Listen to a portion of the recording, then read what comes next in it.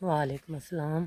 500 रुपये दी ਅਸੀਂ ਵਿਆਹੀ ਘਰੋਂ ਬੇਘਰ ਹੋ ਗਏ हैं। पानी नान नू ना पीन नू है, दवाई दुई भी कोनी दी, रोटी भी कोनी दी। निक्का जिहा बच्चा है, मियाँ फौत हो गया, बड़े खज्जल खुआर होए खले हैं। ਤੁਸੀਂ ਤਾਮਨ ਕਰੋਗੇ ਤੇ ਤੁਹਾਨੂੰ ਦੁਆਵਾਂ ਦੇਵਾਂਗੇ। ਘਰ ਬਾਹਰ ਡਿੱਗ ਪੈਣ ਨੂੰ ਅਸੀਂ ਆਏ ਹਾਂ ਵੀ ਸਮਾਨ ਵਗੈਰਾ ਕੱਢਣੇ, ਸਾਰਾ ਕੁਝ ਲੋੜ ਗਲ ਗਿਆ। ਮੈਂ ਇੰਨਾ ਹੋ ਗਿਆ, ਤੰਗ ਹੋ ਗਿਆ, ਕੋਈ ਚੀਜ਼ ਨਹੀਂ ਬਚੀ, ਖੱਜਲ ਖੁਆਰ ਹੋ ਗਏ, ਪਾਣੀ ਨਾਲ ਹਰ ਚੀਜ਼ ਬਹਿ ਗਈ ਹੈ। ਕੋਲ ਖਾਣ ਪੀਣ ਨੂੰ ਕੋਈ ਚੀਜ਼ ਨਹੀਂ ਬਚੀ, ਬਸ ਤੁਹਾਡਾ ਸਾਰਾ ਹੈ। ਤੁਸੀਂ ਜੋ ਵੀ ਦੇਵੋ ਦੁਆਵਾਂ ਦੇਵਾਂਗੇ। ਨਿੱਕਾ ਜਿਹਾ ਬੱਚਾ ਹੈ। 1 2 3 4 5 5000। अस्सलाम वालेकुम। सानू 5000 ਤੁਹਾਡੀ तरफों मिल गया, शुक्रिया।